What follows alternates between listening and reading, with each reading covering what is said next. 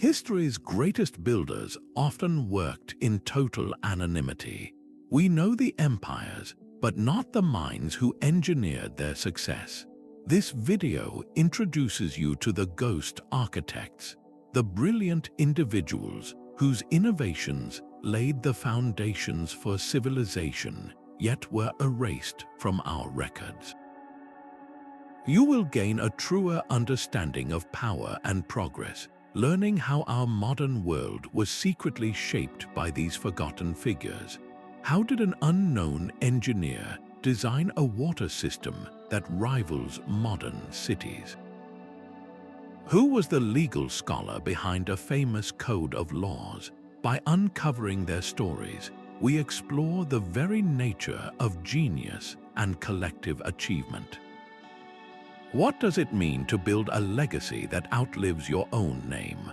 A great cathedral stands not just from the design of a single master, but from the labor of countless masons whose names are lost to the stone they carved. This is the essence of the ghost architect.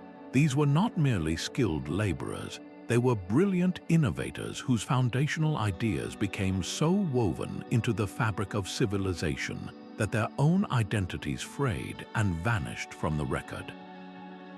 We marvel at the pyramids but do not know the engineer who first calculated the precise angle to ensure stability for millennia. We live by legal codes drafted by committees, obscuring the original scholar whose philosophical framework made it all possible. Why does this happen? The reasons are as complex as human society itself. Sometimes it was a deliberate act of erasure. A powerful ruler, eager to claim all glory for an empire's achievements, would systematically remove the names of the true architects from official histories. Their genius was absorbed into the cult of the king. Other times, it was a simple bias in what was deemed worthy of recording. Scribes documented the deeds of pharaohs and emperors, not the hydraulic calculations of the commoner who ensured their city would not thirst. We can think of this process as attribution erosion, where the origin of a revolutionary idea is slowly worn away by time, politics, and the focus on singular figureheads. This is compounded by a kind of cultural amnesia, where a society, in its forward momentum, forgets the very minds that laid the tracks for its progress. We attach names to history because it gives a human face to vast, impersonal forces. But this habit obscures a profound truth. Progress is rarely a solo performance. It is a symphony composed by many, though we often only remember the conductor. By understanding the forces that created these ghost architects, we can begin to listen for their lost melodies in the structures of our world. Their absence from our textbooks is not a sign of their unimportance, but a clue to a deeper mystery of how power and memory intertwine. A metropolis thrives in the heart of an ancient river valley, its streets laid out in a perfect grid, but its true genius lies beneath the ground, in a network of drains and channels so advanced it would not be out of place in a modern city. This is Mohenjo-Daro, a jewel of the Indus Valley civilization, and its greatest architect is a complete ghost. We do not know their name, their title, or their story. All we have is their work, a masterpiece of hydraulic engineering that flourished over 4,000 years ago. Every single house had its own bathroom, with drains that connected to covered sewers running under the main streets. These brick-lined channels were designed with inspection holes for maintenance, a clear sign of long-term, intelligent planning. The entire city was built on massive platforms to protect it from floods and featured dozens of public wells providing clean water. The bricks used throughout the city were standardized, their proportions identical, meaning this was not a haphazard effort. It was a unified, centralized vision for urban public health, conceived by a mind who understood water flow, sanitation, and civic welfare on a scale that would not be seen again for centuries. Modern civil engineers who study these ruins express sheer astonishment. They point to the sustainability of the design, how it managed both waste and fresh water in a closed, efficient loop. How did this anonymous planner, working millennia before Rome built its first aqueduct, conceive of such a comprehensive system? The answer is that they saw the city not just as a collection of buildings, but as a living organism that needed to breathe, drink, and cleanse itself. Their legacy is not a name carved in stone, but the very idea that a civilization's health is directly tied to the water that flows beneath its feet. Centuries later, and over 1,000 miles to the west, another ghost architect was at work, this time in the realm of law and justice. We all know the name Hammurabi, the Babylonian king whose famous code was etched into a towering black stone stele for all to see. But the brilliant legal mind who actually drafted those 282 laws remains a total mystery. This was not the work of a king alone. Codifying justice for a sprawling, diverse empire was a monumental intellectual task requiring a deep understanding of commerce, family disputes, agriculture, and social class. The laws had to balance brutal retribution with a genuine desire for social order, a line that required immense philosophical and practical skill to walk. Consider the nuance in statutes that addressed merchant liability. One law states that if a merchant is defrauded while traveling, the loss falls on the city and its mayor, who must compensate him. This reveals a sophisticated concept of civic responsibility for economic security. Another dictates that a builder whose poorly constructed house collapses and kills the owner shall himself be put to death, establishing a powerful principle of professional liability that resonates even in modern law. The code's consistency in language and structure across topics as varied as marriage, debt slavery, and medical malpractice has led many historians to argue for the presence of a chief legal editor, a single, forgotten scholar who wove the work of many jurists into a coherent whole. This person understood that for laws to function, they needed to be predictable, accessible, and systematic. We celebrate Hammurabi for having the vision to commission this code, but we have forgotten the anonymous architect who gave that vision its precise, enduring form. They created a framework for justice so robust that its echoes are still felt today, yet they worked in total obscurity, their name erased by the very system they helped build. How many other pillars of our society were designed by minds we will never know? The same principle of anonymous genius applies to the very ground empires walked upon. A ribbon of packed earth and stone, stretching over 1,500 miles from the heart of Persia to the coast of Anatolia, bound the Achaemenid Empire together.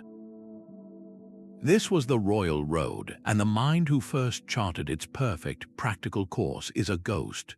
We know the king who ordered it built, Darius I, but the master cartographer who surveyed the mountains, deserts, and rivers to plot the most efficient path possible has vanished from history.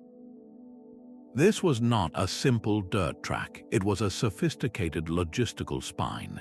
Its true innovation lay in a network of over 100 relay stations, each stocked with fresh horses and dedicated couriers. A message could travel the entire length of the empire in just 7 days, a speed that was utterly unimaginable for the ancient world. We get a glimpse of this system in the famous run of the Greek messenger Pheidippides, who was said to have run from Athens to Sparta seeking aid before the Battle of Marathon. His feat was legendary because it was so exceptional, a superhuman effort by a single man. Yet for the Persian Empire, such a journey was a routine, bureaucratic operation. This was the power of the system over the individual. The anonymous cartographer did not just draw lines on a map, they engineered a circulatory system for imperial control, allowing laws, taxes, and military orders to flow with the speed of a heartbeat. Ancient geographers like Herodotus marveled at the road's precision, noting that its distances were measured in parasangs, a unit so consistently applied that travelers could predict their journey to the day. This accuracy was not accidental. It was the product of meticulous surveying and a deep, uncredited understanding of geography. The strategic genius was in making knowledge a tool of power and then burying the toolmaker. By keeping the architect of this network anonymous, the royal court centralized all credit and authority. The road became an extension of the king's own will, a silent, ever-present reminder that his reach was long, his information was fast, and the minds that made it so were utterly disposable. The true map of an empire is not just its borders, but the hidden networks of control that hold it together, designed by those whose names were the first secret the road was built to carry. Deep within the lush, unforgiving heart of the jungle, a civilization flourished against all odds. The Maya did not simply survive their environment, they mastered it, and their most vital architects worked not with stone but with soil and water.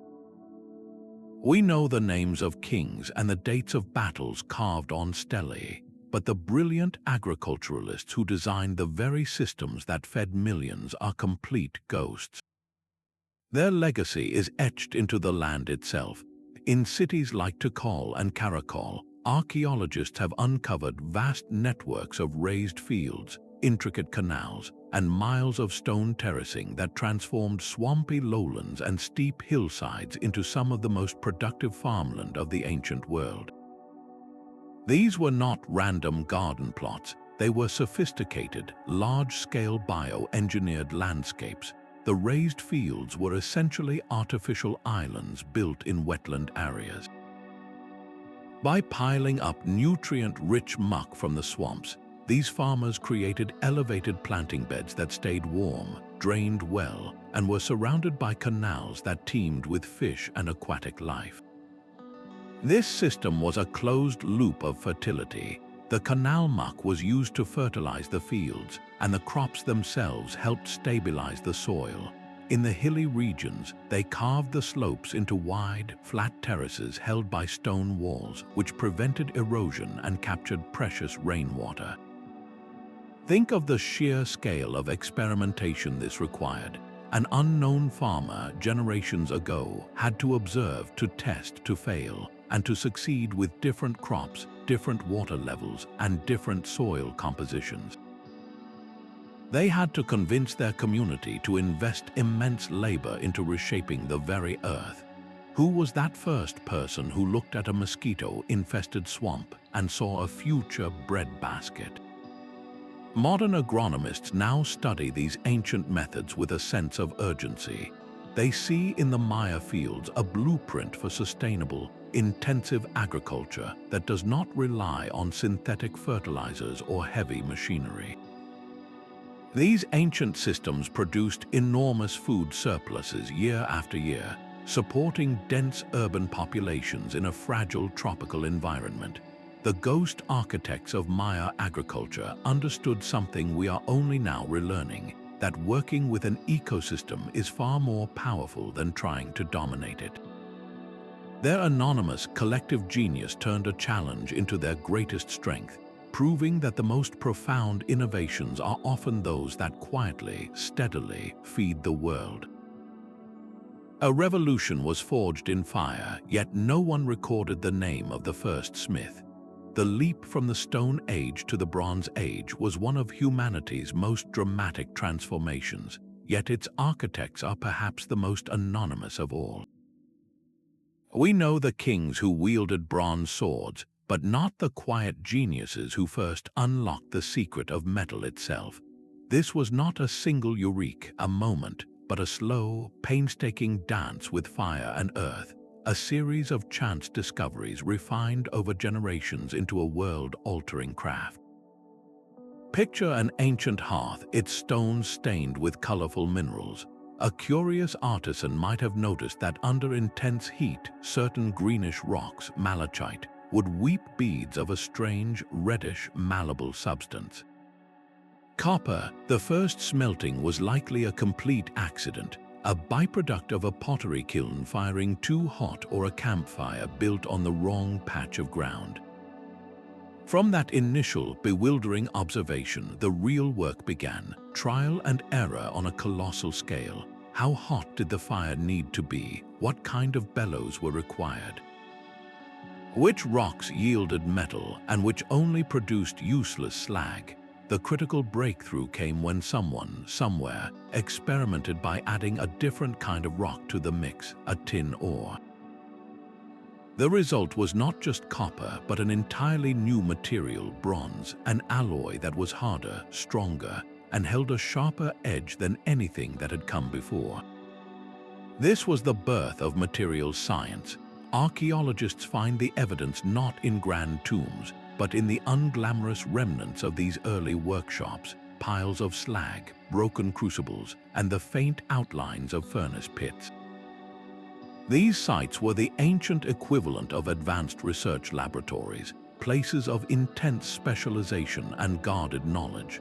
The first metallurgists were part chemist, part engineer, and part mystic, manipulating the very elements of the world. Materials scientists today look at these early bronze objects with profound respect. They point out that creating a consistent, reliable alloy requires controlling dozens of variables, from the purity of the ores to the exact temperature and duration of the smelt. To achieve this without thermometers, without written formulas, through oral tradition and keen observation alone, represents a staggering intellectual achievement. Think of that pivotal moment, the first time an artisan poured that glowing, liquid bronze into a carved mold.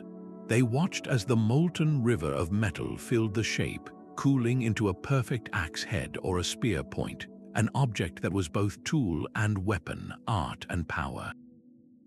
In that single act, they did not just cast a tool, they cast the future. They set in motion the rise of armies, the expansion of trade networks for tin and copper, and the very ability to shape the world on a grander scale. This is the ultimate example of a ghost architect. The technology is so fundamental, so woven into the bedrock of civilization, that its origin is a collective, anonymous roar, the sound of countless forgotten minds hammering the world into a new age. A message arrives at a Roman frontier outpost, its meaning locked away behind a simple letter shift. We all know the name Julius Caesar, credited with this famous cipher, but the story of its actual use is one of total anonymity. The genius here was not just in the concept, but in the vast, silent bureaucracy that implemented it. Imagine the bustling scriptoriums of Rome, where countless clerks, their names lost to history, spent their days encoding and decoding military dispatches and administrative orders. The security of the empire literally rested on their shoulders. The Caesar cipher itself was elegantly simple. A clerk would take a plain-text message and shift every letter a fixed number of places down the alphabet. If the shift was 3, then A became D, B became E, and so on. To anyone intercepting the scroll, it looked like gibberish, but to a receiving clerk with a key, it was a simple matter to shift the letters back and reveal the vital intelligence. This was not a single, rigid system either. Evidence suggests different shifts were used for different regions or purposes, a primitive form of key management that required immense organizational discipline from these forgotten messengers. Modern cryptographers point to this system as the bedrock of their entire field. They note that while the cipher is easily broken by today's standards, its true innovation was institutionalizing the practice of secret communication. It established the core principle of cryptography, that security lies not in the obscurity of the method, but in the secrecy of the key. This was an idea born from the relentless, practical needs of governing a continent-spanning empire. The need to move troops without alerting the enemy, to collect taxes without inciting rebellion, to send orders that could not be altered or forged. These anonymous clerks were not seeking fame. They were simply doing their jobs with a quiet, systematic brilliance. Their innovation emerged from the daily grind of administration, proving that some of history's most powerful ideas are forged not in the spotlight of a general's tent, but in the dim light of a clerk's lamp. By controlling information, they helped control the world, yet their own identities were the first secret their system was designed to erase. High above the medieval city, stone seems to defy its own nature. The walls of a great cathedral are not solid barriers of rock, but intricate lattices of glass and light, held aloft by a skeletal frame of stone. We remember the names of a few master builders, like the enigmatic Villard de Honnecourt, but the true intellectual architects of this revolution are missing.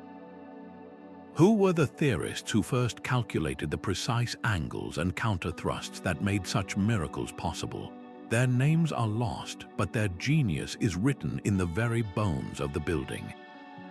A critical innovation was the flying buttress, an external stone arm that leaps from a solid pier to brace the high, fragile wall of the nave.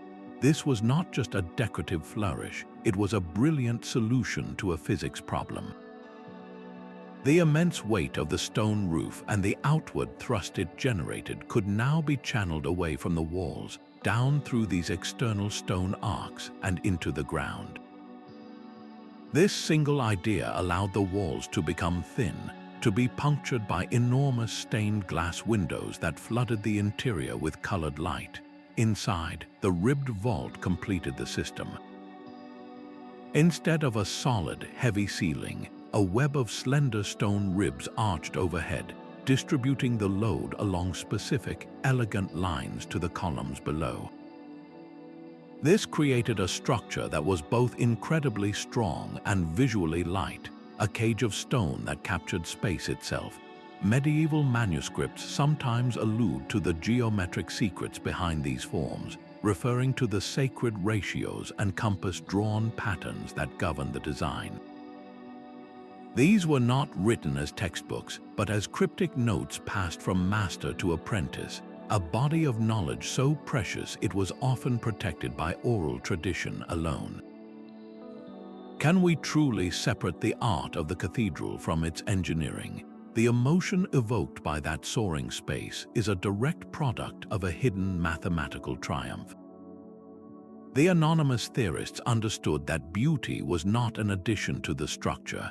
It was the final, glorious expression of a perfectly resolved equation. Their legacy is a testament to collective experimentation, where each new cathedral was a living laboratory, testing the limits of stone and human imagination. The true blueprint for the Gothic revolution was not on parchment, but in the collective mind of a generation of uncredited thinkers who taught stone how to fly. A vessel slices through the waves of the Mediterranean, its sleek form powered by the synchronized rhythm of 170 oars. This was the Phoenician trireme, the ultimate warship of its age, and the mind who first conceived its perfect proportions is a ghost lost to the sea. We know the merchants and admirals, but not the naval architect who engineered their dominance. The trireme was a masterpiece of integrated design. Its hull was long and narrow, built for speed and agility rather than brute force. The true innovation lay in its oar system, arranged in 3 distinct banks or levels, allowing for a massive number of rowers without making the ship impossibly wide. This created a vessel that could accelerate rapidly and execute sharp turns, outmaneuvering any competitor. At its prow sat a fearsome bronze ram, a weapon that transformed naval combat from a boarding action into a precise, devastating strike. The entire ship was a single, cohesive weapon, every element from the placement of the oar ports to the shape of the sail designed for one purpose: control of the sea. Maritime historians often describe the trireme not merely as a ship, but as the physical expression of a maritime empire. This uncredited architect understood something profound. that the pathways of commerce and conquest are carved not on land but on the water. With these ships, the Phoenicians established a web of trade routes and colonies that stretched from the Levant to Spain, weaving together the cultures of 3 continents. They transported not only goods like Tyrian purple dye and Lebanese cedar, but also the alphabet, artistic styles, and technologies, acting as the primary agents of cultural diffusion for centuries. Think of the countless voyages that tested this design, the battles that proved its worth, the subtle refinements made by generations of shipwrights who observed its performance in every possible condition. Each storm weathered and each enemy outmaneuvered was a data point in a long, anonymous experiment in naval engineering. The empire was built on the backbone of this forgotten shipwright's brilliance, a stark reminder that the map of history is often drawn by those who first master the means to cross the water. A high stone road clings to the side of a mountain, a thread of order woven through impossible terrain. The Inca Empire's network was not one road, but many, a web of over 25,000 miles that connected ocean deserts to cloud forests, all without a single written map or a single named architect. We know the Sapa Inca, the divine ruler, but the logisticians who translated his will into this stone reality are complete ghosts. Their genius is in the adaptation. In the flat coastal plains, the roads were often simple cleared paths marked by walls, but in the Andes they became masterpieces of engineering, paved with fitted stone, stepped up sheer cliffs, and tunneled through solid rock. Their most breathtaking innovations were the bridges. Over deep ravines, they built suspension bridges from woven grasses, cables as thick as a man's body, capable of supporting columns of soldiers and llama caravans. Each year, these bridges were ritually renewed by local communities, a form of maintenance built into the cultural fabric. This system was the empire's circulatory system. Along it moved not just armies, but a constant flow of information and goods. A state-sponsored relay of runners, the chasquis, could carry a message from Quito to Cuzco, a distance of over 1,000 miles in less than a week. More importantly, the roads enabled a radical form of economic integration. The empire managed a vast array of ecological zones, from coastal fisheries to high-altitude potato fields. The anonymous planners designed a system to move these specialized products across the realm. Grain from the valleys could be sent to highland garrisons, while wool from the mountains supplied weavers on the coast. This was a managed economy on a continental scale, all coordinated without currency. Instead, it ran on a principle of labor tribute and centralized redistribution. Anthropologists who study this system point to the quipu, the complex system of knotted cords, as the likely tool of these forgotten administrators. A quipu could record numerical data, perhaps even narrative information, acting as a portable, non-written database for tracking taxes, census data, and storage inventories. How did a planner in Cuzco communicate the precise route for a new road or the schedule for a 1,000-bridge caravan using only knots on a string and a trained memory? The answer lies in a different kind of genius, one of oral tradition, standardized measurement, and a shared administrative language that was taught, not written. These invisible hands did not just build a road, they built a functioning, resilient economy out of a mountain range. Their legacy forces us to ask a profound question. Is the greatest innovation of all the ability to coordinate human effort on a massive scale, to make a society function as a single, responsive organism, even when the names of its neurons are forever lost to time? A delicate blue and white bowl, thin as an eggshell, rings with a clear musical note when tapped. For centuries, this was the ultimate luxury, a substance so coveted that its very name became synonymous with the nation that perfected it, China. Yet the master chemists who unlocked the secrets of its creation are utterly unknown. Their legacy is not in grand monuments, but in the silent, beautiful chemistry of clay and fire. The magic of porcelain lay in two ingredients: kaolin, a pure white clay, and petunci, a feldspathic rock. Fired together at staggering temperatures exceeding 1,300 degrees Celsius, they underwent a metamorphosis. The petunci vitrified, melting into a glassy matrix that bonded with the kaolin, creating a body that was simultaneously strong, translucent, and impervious to liquid. This was not a simple recipe, it was a high-stakes alchemy. Inside the dragon kilns that snaked up the hillsides of Jingdezhen, potters manipulated atmosphere and temperature with an artist's intuition. The difference between a sublime celadon glaze with its subtle sea green color and a ruined, bubbled mess could be a matter of a few degrees or the precise timing of introducing smoke into the kiln's chamber. Art historians point to the cobalt blue designs that became a global phenomenon. The pigment itself was often imported from Persia, a testament to the porcelain trade's reach.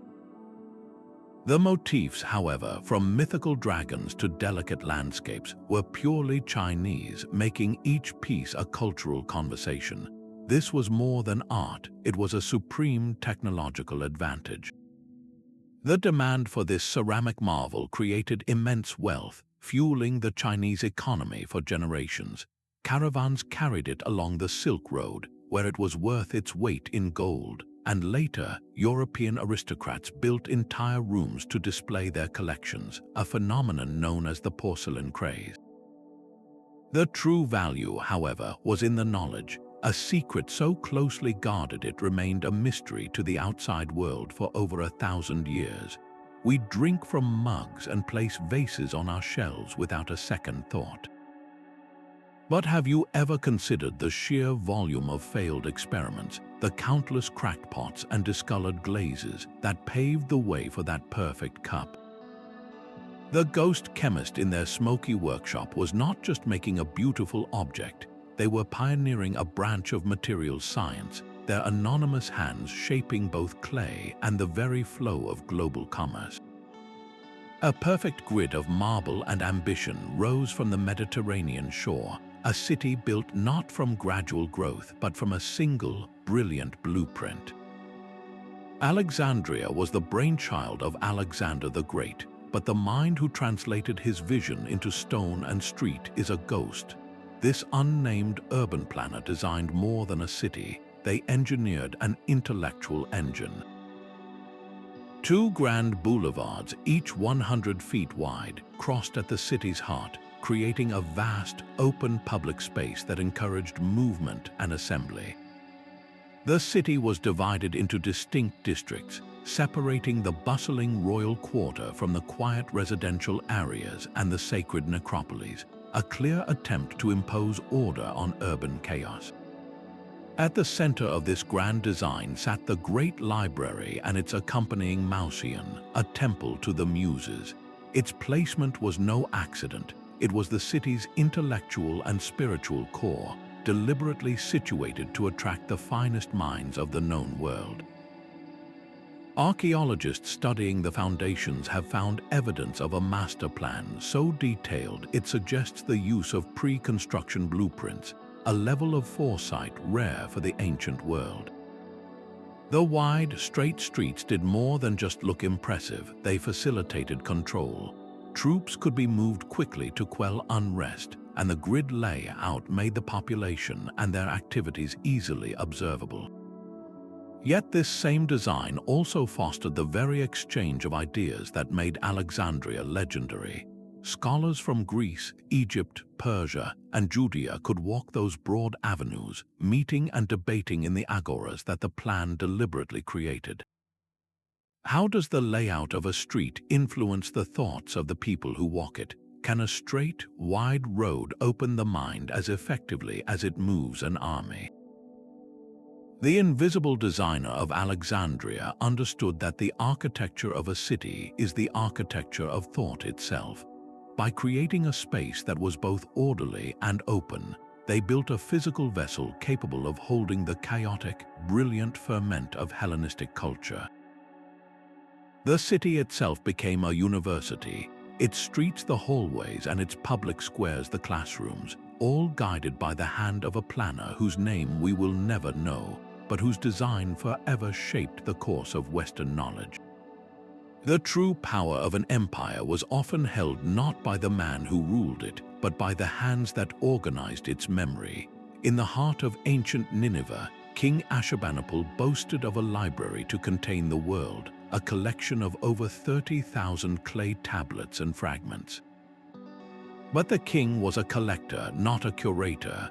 The real architects of this knowledge fortress were the legions of anonymous scribes who served him. These men, whose names are forever lost, did not merely copy texts, they actively sought them out. They traveled to the ancient cities of Babylonia and Sumer, gathering medical textbooks, astronomical observations, legal codes, and epic poetry like the story of Gilgamesh. Then they performed a monumental task, translating these works from the older Sumerian language into Akkadian, the lingua franca of the Assyrian Empire. This was not a passive act of preservation, it was an aggressive project of intellectual consolidation. By bringing all known knowledge under one roof and into one language, the Assyrian court centralized wisdom itself. A provincial governor could consult standard legal precedents, a royal physician could follow a prescribed recipe for a wound salve, and a priest could accurately predict an eclipse. This system of organized information was a silent engine of imperial control, ensuring that administration was consistent, that technology was standardized, and that cultural authority flowed directly from the throne. Modern historians often say that without the library of Ashurbanipal, our understanding of ancient Mesopotamia would be a shadow of what it is today. These scholars point out that the library's very structure, its cataloging and systematic collection, provided the first coherent window into a lost world. But think of the sheer grinding labor involved. Picture a scribe day after day, carefully pressing his stylus into wet clay, line after line, tablet after tablet, ensuring that a medical symptom was accurately described or a line of poetry was perfectly metered. He was not just a copyist, he was a gatekeeper of culture, a filter through which all past knowledge had to flow. His anonymous work turned a random accumulation of texts into a usable tool for governing a vast and diverse empire. This hidden army of philosophical scribes understood a profound truth, that to manage information is to manage power. Their legacy is a reminder that the most enduring conquests are sometimes made not with the sword, but with the written word, carefully archived by minds we are never meant to remember. The roar of the crowd in Athens was not always for a named poet. Before the grand tragedies of Aeschylus, the stage belonged to ghosts. Theater did not spring forth fully formed from the mind of a single genius. It evolved slowly from the choral hymns sung at festivals for the god Dionysus. These early performances were deeply religious, a collective ritual where a masked chorus moved and sang in unison, telling stories of the gods. The pivotal leap from ritual to drama was made by an uncredited innovator who dared to break the chorus by stepping out from it. This first actor, known as the hypocrite or answerer, began to engage in dialogue with the chorus leader, transforming a sung story into a represented scene. This was the fragile seed from which all of Western drama would grow. But one voice answering a chorus still had limits. The true revolution came with the introduction of a second actor, a breakthrough traditionally attributed to Aeschylus himself. Yet even this landmark shift likely built upon the experiments of forgotten predecessors. With two actors on stage, everything changed. Conflict became possible. Characters could argue, persuade, and reveal their true natures through direct exchange. The chorus was no longer the sole focus, but a witness and commentator on the action, a bridge between the audience and the unfolding human drama. Theatre historians point to this moment as the birth of plot. For the first time, a story could unfold through clashing perspectives, creating suspense, irony, and a profound exploration of human choice and divine fate. The social function of this new art form was immense. In the open-air theatre of Dionysus, citizens gathered to watch these plays as part of a civic and religious duty. The stories of royal families tearing themselves apart served as powerful collective therapy, allowing the city-state to confront its deepest fears about power, justice, and chaos. Why then do we remember Aeschylus and Sophocles, but not the nameless visionary who first added that second performer? Perhaps because the later masters perfected the form, leaving their names etched onto the prize tablets that have survived. The pioneers who laid the groundwork, however, were lost to the collaborative nature of the festival itself, their individual contributions absorbed into the tradition. This pattern of collective experimentation leading to a few celebrated names echoes far beyond the marble seats of an ancient amphitheater. The same is true for the very music that may have accompanied those early plays, where the first musician to add a new mode or rhythm is forever silent, their innovation now simply part of the language of sound itself. A single plucked string gives one note, but press a finger down at its exact midpoint, and the sound transforms into something new, a tone that feels deeply, mathematically related. The legend credits Pythagoras with discovering this perfect consonance, the octave, but the truth is far more ancient and anonymous. Long before he was born, unknown auditory scientists were experimenting with strings, pipes, and hammers, mapping the hidden mathematical landscape of sound itself. These forgotten musical theorists discovered that dividing a string into simple ratios produced the most pleasing harmonies, a half for the octave, 2/3 for the fifth, 3/4 for the fourth. This was not abstract math, it was a physical law of nature uncovered through patient, repetitive listening. The creation of a standardized scale from these raw intervals was a monumental intellectual leap. It required deciding which of these perfect ratios to include and which to leave out, forging a consistent set of steps that could anchor all music. This foundational work made possible everything from the solemn hymns in Sumerian temples to the rhythmic chants that kept Roman legions marching in lockstep. Music became a tool of social engineering, a way to synchronize human emotion and action on a massive scale. Ethnomusicologists point out that this specific system of ratios is just one possibility. Across the ancient world, different cultures tuned their instruments to different mathematical ideals, creating tonal systems that sound foreign, even dissonant to Western ears. The Chinese court music of the Zhou dynasty used a pentatonic scale with its own distinct mathematical relationships, while musicians in ancient Mesopotamia developed intricate 7-note scales for their lyres and harps. Each system was a unique cultural lens for interpreting the same physical phenomenon of vibration. Can you picture the moment of discovery? An unnamed musician in a dusty workshop, carefully adjusting the tension on a gut string, listening for that magical click of harmony when the ratio was just right. They were not just making music, they were decoding a fundamental principle of the universe, finding order in chaos through the medium of sound. Their anonymous work gave us the very framework for melody, the invisible grid upon which all our songs are plotted. The ghost theorists of music understood that to shape a scale is to shape the human heart, proving that some of our most powerful emotional experiences are guided by the silent hands of long-lost mathematicians.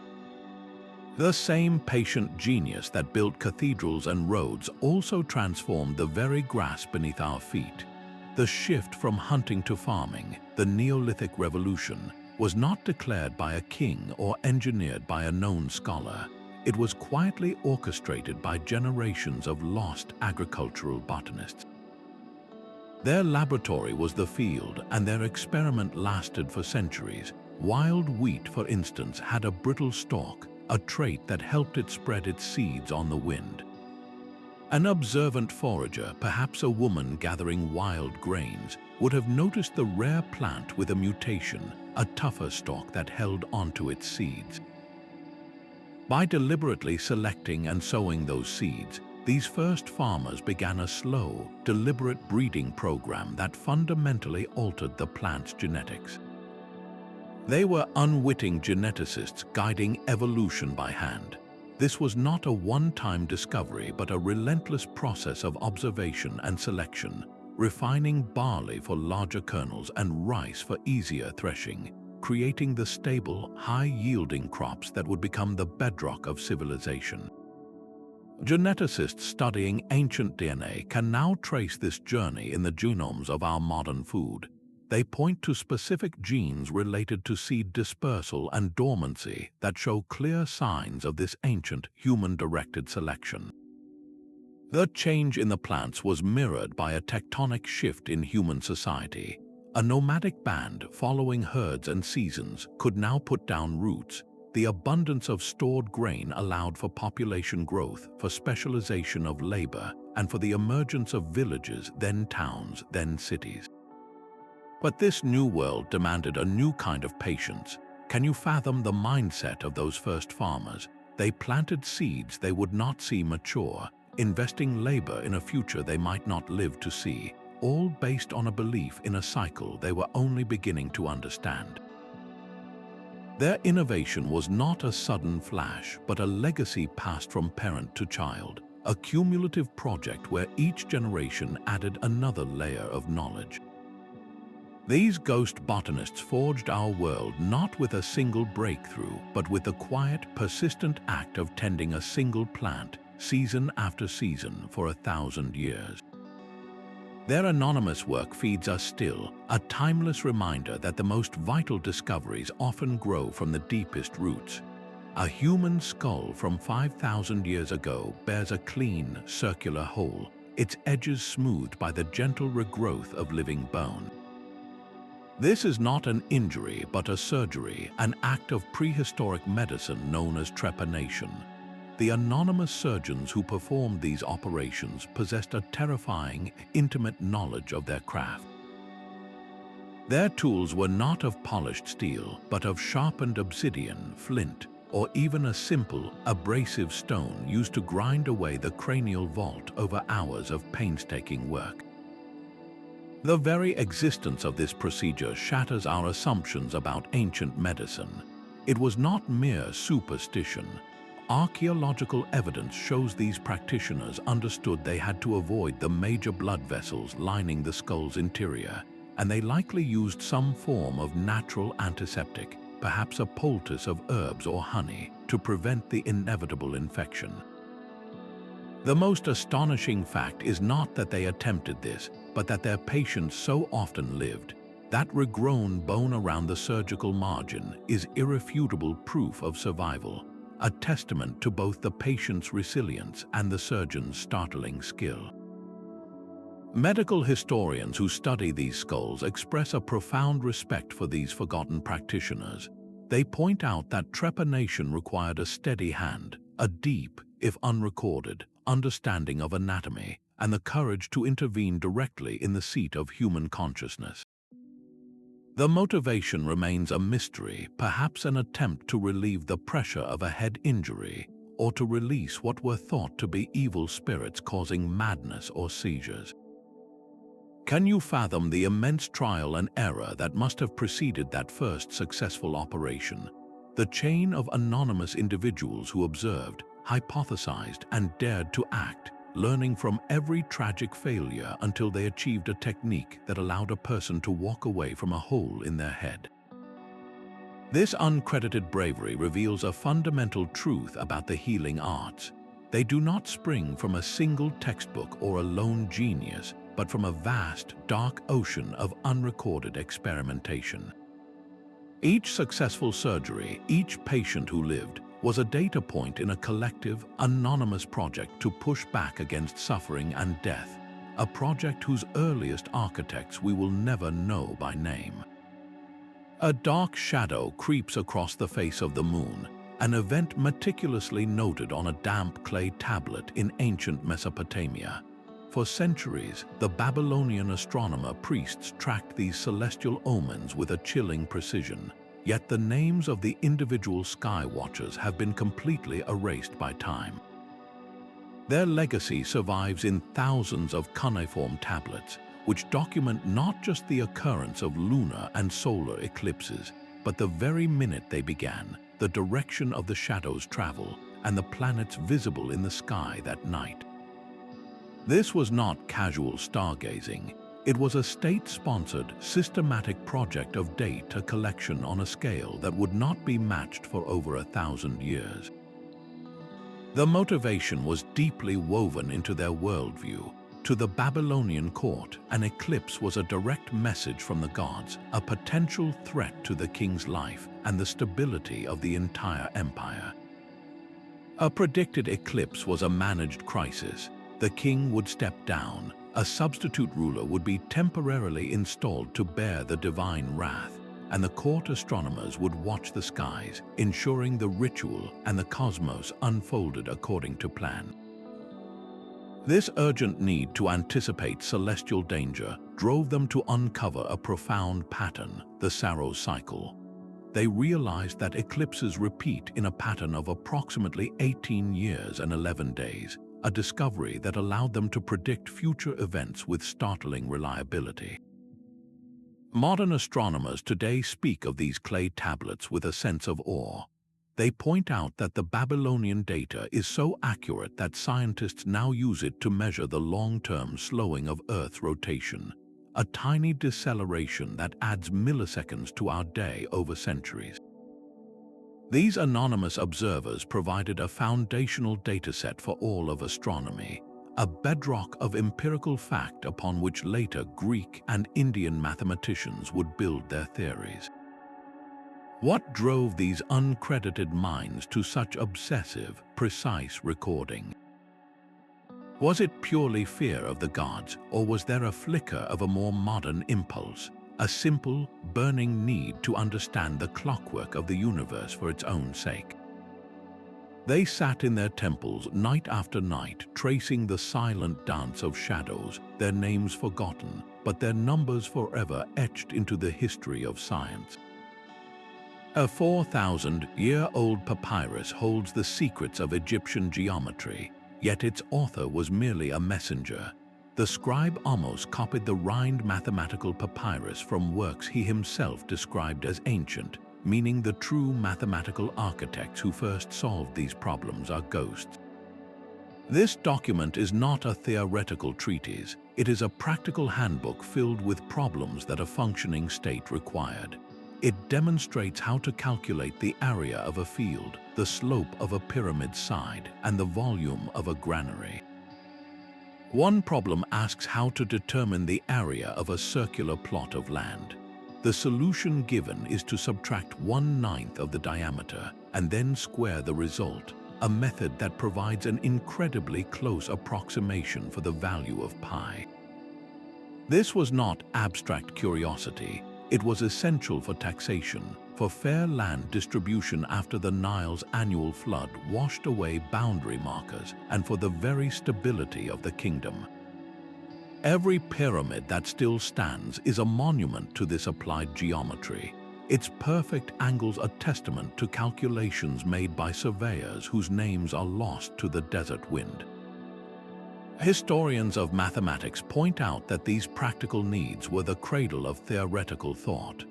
The cognitive leap from simply counting goods to manipulating abstract shapes and volumes in the mind is one of humanity's greatest intellectual revolutions. Can you envision the first person who realized that the space inside a circle or the incline of a stone block could be captured by a universal rule? That individual was not working in a vacuum, but in a world of immediate physical demands where a mathematical error could mean a collapsed building or a famine. Their anonymous work laid the groundwork for all future science, proving that the most profound abstractions often grow from the soil of necessity. This same drive to solve concrete problems would soon express itself in another revolutionary tool, one designed not to measure land, but to capture the human voice itself. A simple innovation changed the world with just 22 characters. The Phoenician alphabet emerged not from a royal decree, but from the pragmatic needs of merchants, and the brilliant mind who first engineered this system remains one of history's most influential ghosts. Earlier scripts were incredibly complex.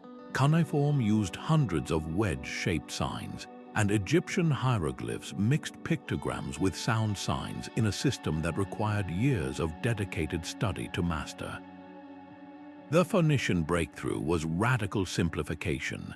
This unknown scholar looked at these older systems and saw a core principle that the sounds of speech could be represented by a small set of symbols. They discarded the pictograms that stood for whole words and focused only on the consonants that formed the skeleton of their language. Each letter was a sound, and words became sequences of these sounds. This was the birth of the phonetic alphabet, a tool that turned the messy complexity of spoken language into an efficient, manageable code. Linguists point to this moment as a cognitive revolution. It democratized writing. No longer was literacy the exclusive domain of a priestly or scribble class that could afford decades of training. Now, a merchant could learn to record a cargo manifest in a matter of weeks. This new tool traveled along the same sea routes as Phoenician trade goods. The Greeks adopted it, adding crucial symbols for vowel sounds, which made the script even more versatile and precise. From the Greeks, it passed to the Etruscans and then to the Romans, whose Latin alphabet would eventually circle the globe. The original inventor, however, vanished into the fabric of this spreading technology. How does the very structure of a writing system shape a society? When laws could be written down and displayed for any literate citizen to read, it changed the relationship between power and the people. It enabled new forms of governance, from Athenian democracy to Roman bureaucracy, all built on the back of a communication tool that was fast, learnable, and portable. The alphabet was a political innovation disguised as a practical one. By making writing accessible, this forgotten linguist didn't just invent a script, they built the groundwork for the entire architecture of modern thought, all while ensuring their own name would never be written within it. A single mistranslated word could unravel an alliance worth more than gold.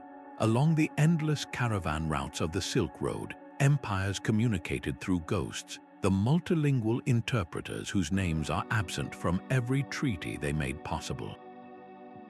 These forgotten linguists did far more than convert words from one tongue to another.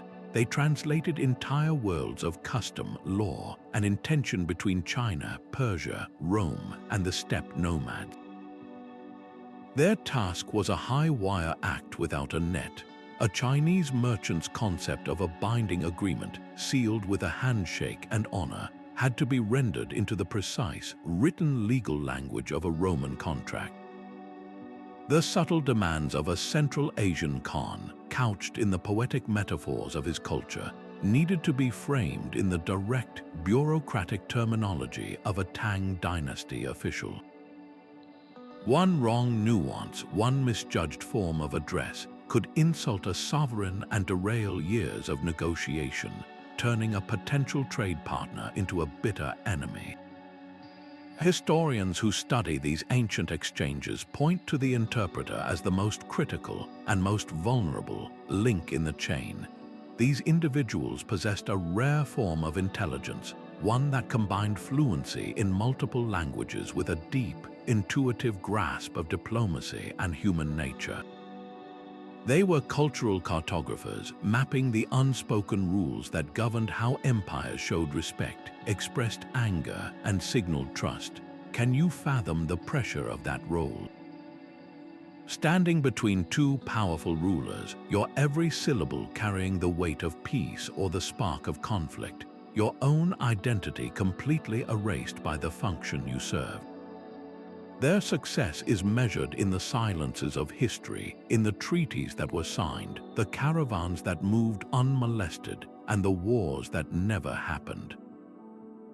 These anonymous diplomats built a fragile bridge of understanding across continents, proving that communication is the true currency of empire, a currency minted by voices we were never meant to hear.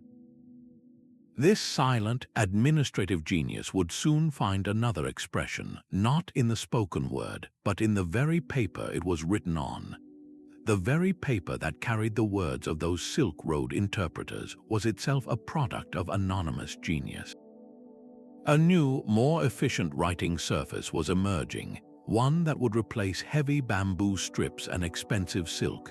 The true inventor of paper, traditionally credited to the Han Dynasty court official Kailan, likely refined a process that had been developing for generations in unrecorded workshops.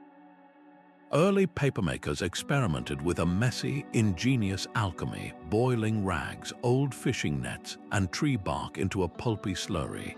They would then sieve this mixture through a bamboo screen, allowing the water to drain away and leaving behind a thin, interlocking mat of fibers that, when dried, became a sheet of paper. This was a revolution in information technology, creating a medium that was lightweight, relatively cheap, and could be produced in volume. The administrative implications were staggering. Imagine the Qin dynasty bureaucracy before this innovation. Its officials weighed down by carts of cumbersome bamboo slips just to record a provincial census. The ability to easily copy and transport documents transformed the mechanics of governance, enabling a flow of information that could keep pace with an expanding empire. This logistical leap, born from anonymous tinkerers, would soon be harnessed by one of history's most formidable states, where the tools of control were perfected by a different set of forgotten hands. A unified script was imposed across all conquered territories, replacing a babel of regional variations with a single, state-sanctioned writing system. This was not merely a cultural reform, it was a political masterstroke. For the first time, an edict issued from the capital meant exactly the same thing in every distant province, eliminating the ambiguity that had long empowered local nobles. The same principle was applied to the carts that carried those edicts. A standard gauge was decreed for the axles of all chariots and wagons. This meant that any vehicle could travel on any of the empire's newly built standardized roads, and the ruts worn into stone-paved pathways would be uniform, allowing for swift, reliable transport of troops and supplies across thousands of miles. Political scientists often point to the Qin reforms as the birth of the modern bureaucratic state. They note that by replacing the whims of local lords with the impersonal, predictable application of written rules, these nameless administrators created a system that was more powerful than any single ruler. But this awesome efficiency came at a profound cost. What was lost when 1,000 local dialects of thought and custom were smoothed into one official version? The balance between unity and diversity, between central control and regional identity, is a tension that every large society must navigate. The ghost administrators of the Qin dynasty solved the problem of scale, but their solution reminds us that every tool of unity is also, inevitably, a weapon of erasure. Their greatest legacy, however, was yet to come, forged not in the scriptorium, but on the battlefield, where their logistical genius would enable a military machine of unprecedented and terrifying power. The Macedonian phalanx moved as a single, terrifying organism, its forest of sarissa pikes presenting an impenetrable wall of bronze to any enemy. We remember Philip II for creating this military machine, but the tactical theorists who designed its intricate choreography are complete ghosts. These anonymous drill masters took the raw material of individual farmers and shepherds and forged them into a weapon of synchronized destruction. Their genius lay in the synergy of every component. Each soldier's 18-foot sarissa was not a solitary spear, but one tooth in a colossal beast. The first 5 rows of pikes projected beyond the front line, creating a deadly, overlapping thicket that no infantry charge could hope to penetrate. This was made possible by the hoplite shield slung on the left arm, protecting not the man who carried it, but the comrade to his left. The entire formation's survival depended on this mutual dependency, a physical manifestation of trust drilled into muscle memory over thousands of hours. The phalanx, however, was not a standalone solution. Its true power was unlocked by its integration with the companion cavalry. The phalanx was the anvil, a slow-moving but immovable block that pinned the enemy army in place. Then, at the perfect moment, the hammer would fall, as Alexander's elite horsemen would smash into the enemy's flank or rear, a maneuver requiring split-second timing and an almost psychic level of coordination between infantry commanders and cavalry officers. Military historians point to this combined arms approach as the phalanx's real revolution. It was a system that valued disciplined cohesion over individual heroics. A single soldier breaking rank to fight on his own terms would shatter the formation's integrity, making him more of a liability than an asset. How did those first drill masters begin? Can you hear the shouted commands on a dusty training field as they taught the first recruits to step in unison, to lower their pikes as one, to trust the man beside them with their life? They were pioneers of organizational psychology, understanding that an army's strength is not the sum of its soldiers, but the product of their coordination.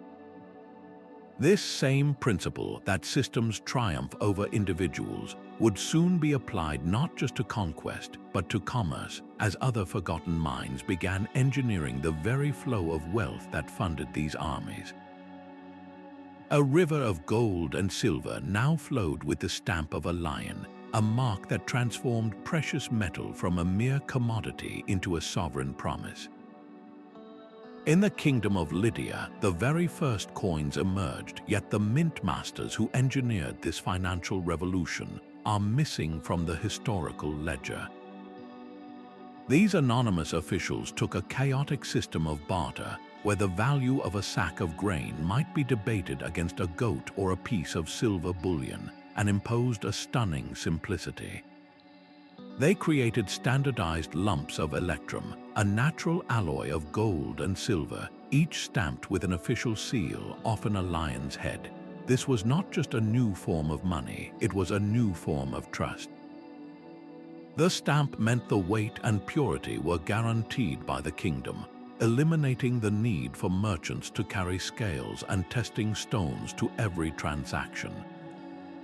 A coin was a compact, a tiny, portable piece of a royal promise that everyone agreed to honor. This innovation unlocked an explosion of economic complexity. A merchant could now travel between cities without hauling cumbersome goods for trade. They carried coins, a universal key that could be exchanged for anything, anywhere the king's authority reached. This fluidity fueled markets, enabling specialization and the rise of a professional class who were paid for their skills, not just their crops. For the state, the implications were even more profound. Tax collection, once a messy affair of demanding a share of a farmer's harvest, became streamlined into a demand for currency. This forced subjects to participate in the monetary economy, selling their goods or labor to acquire the coins needed to pay their dues to the crown. Wealth itself could now be stored, concentrated, and moved with an ease never before possible, funding grand public works and powerful armies. Numismatists who study these first coins point not just to their economic function, but to their symbolic power. They note that the stamp was more than a guarantee of weight. It was a tiny billboard for state authority, a physical manifestation of the king's power that circulated through the hands of every citizen, from the richest merchant to the poorest laborer. The coin made the abstract concept of a kingdom tangible, but this entire system rested on a fragile, collective faith. What is a coin, really, but a piece of metal we all agree has value? Its worth is not in the metal itself, but in the trust we place in the system and the anonymous experts who maintain its integrity. The ghost official in the Lydian mint understood that to control the currency is to control the very lifeblood of a society, its economic trust. This quiet, technical achievement in standardizing weight and design created a scaffold for civilization itself, proving that some of the most powerful architects build not with stone, but with systems of belief.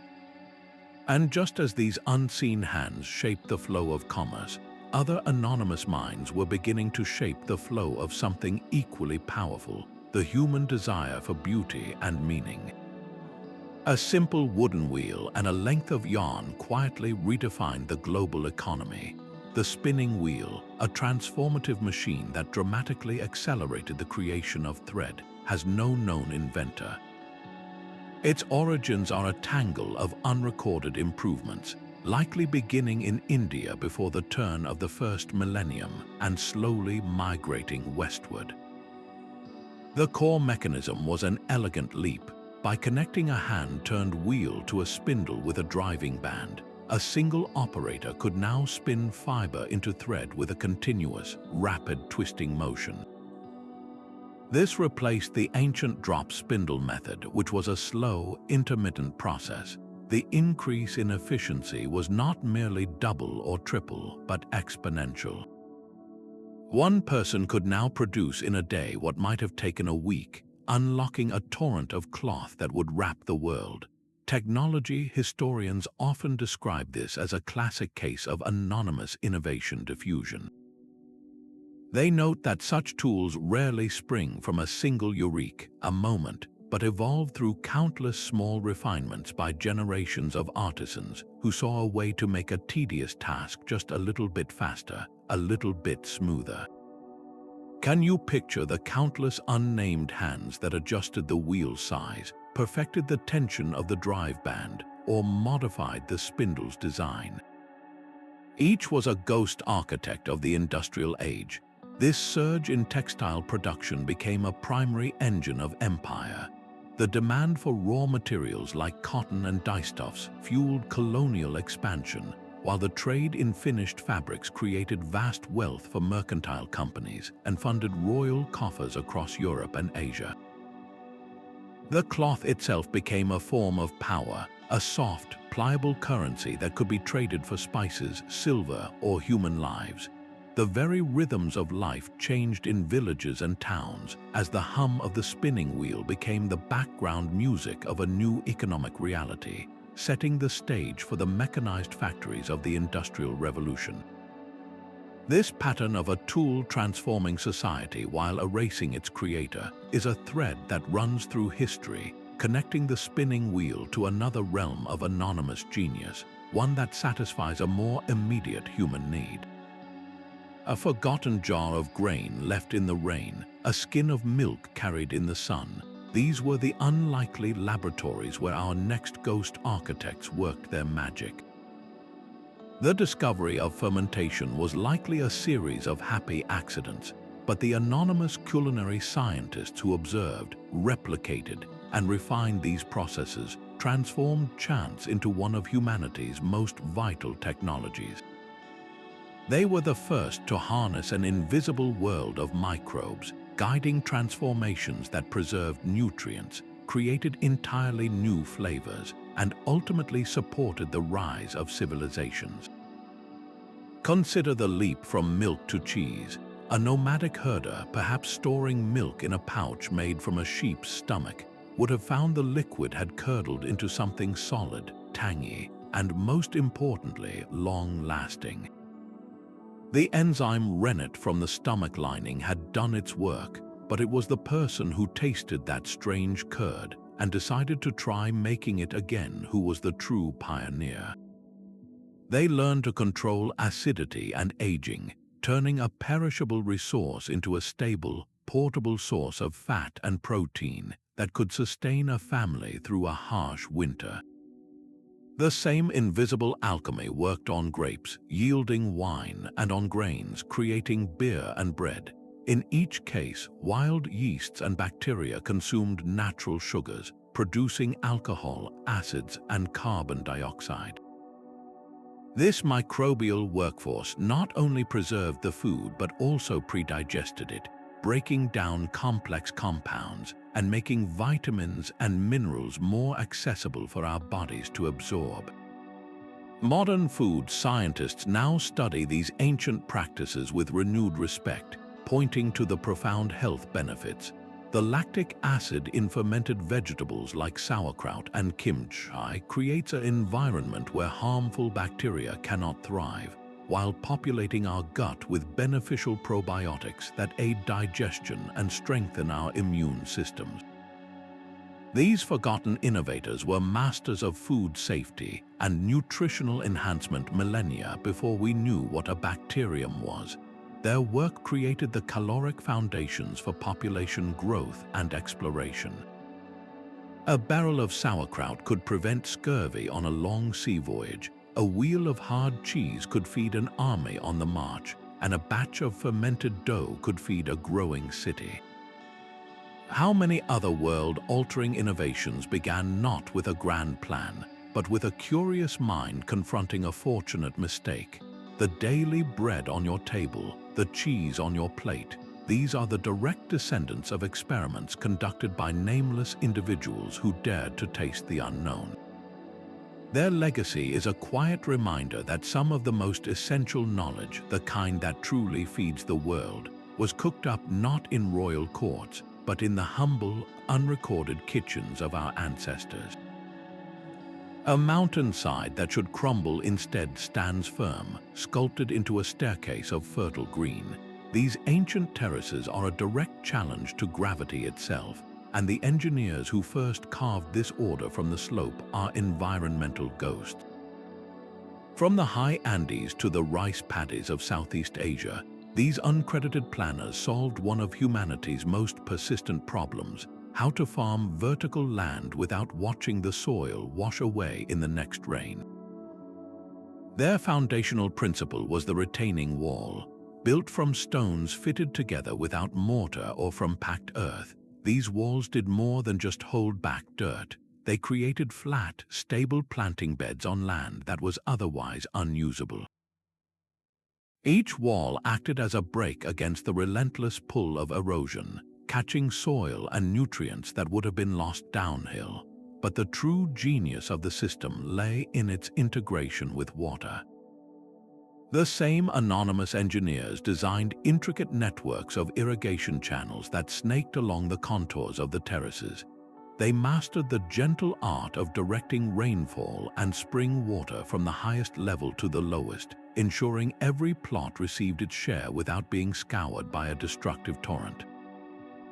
This was hydrological engineering of the highest order, turning a potential enemy, the mountain's runoff, into its greatest ally. Environmental historians point to these landscapes as some of the most sustainable agricultural systems ever created. They note that terracing does not fight the terrain, it collaborates with it. By slowing water down and giving it time to soak into the soil, these systems recharge groundwater and prevent the devastating landslides that often follow deforestation on steep slopes. Can you fathom the foresight required to begin such a project? The first farmer to build that initial wall knew they would never see the full, multi-generational benefit of their labor. They were planting a seed for a forest they would never sit under, investing in a future they could only imagine. This long-term thinking is the hallmark of the ghost environmentalist, a wisdom that prioritizes the survival of the community over the quick gain of the individual. Their legacy is a silent lesson in ecological humility, proving that the most profound innovations are often those that work in concert with the land, not against it, and that the names of the greatest stewards are often written not in history books, but in the very soil they helped to save. Our journey ends where civilization began, in the quiet company of the forgotten. These ghost architects, from the water planners of Mohenjo-Daro to the legal minds behind Hammurabi's code, were the true builders of our world. Their anonymity is not a historical accident, but a profound lesson in how progress truly unfolds. History is not merely a chronicle of kings and conquerors whose names are etched in stone. It is the collective story of countless minds working in the shadows, their individual identities dissolved into the foundations they laid. To recognize them is to fundamentally change our understanding of human achievement. It shifts our focus from the solo genius to the collaborative symphony, from the singular breakthrough to the patient, accumulated wisdom of generations. This pattern of unattributed genius is not confined to the ancient world. Look around at the pillars of our modern existence. The very internet you are using now is built upon open-source software, a digital commons crafted by thousands of anonymous programmers who contribute code without seeking fame. The scientific breakthroughs we rely on are validated through a process of anonymous peer review, where experts scrutinize each other's work to strengthen collective knowledge, their critical role almost never publicly acknowledged. These are our contemporary ghost architects, continuing the timeless tradition of building a better world without demanding a signature. So the next time you turn on a tap and receive clean water, or drive on a road that follows a logical grid, or use a device powered by collective innovation, take a moment to listen for the echoes of those invisible hands. Let us carry forward this essential truth, that greatness most often arises not from a lone figure in the spotlight, but from the hum of unattributed collective effort. Which of these forgotten innovators resonates most deeply with you? Was it the first farmer who patiently domesticated wheat, or the unknown clerk who encoded Caesar's messages? Share your thoughts in the comments and subscribe to continue this journey of uncovering history's most compelling hidden narrative.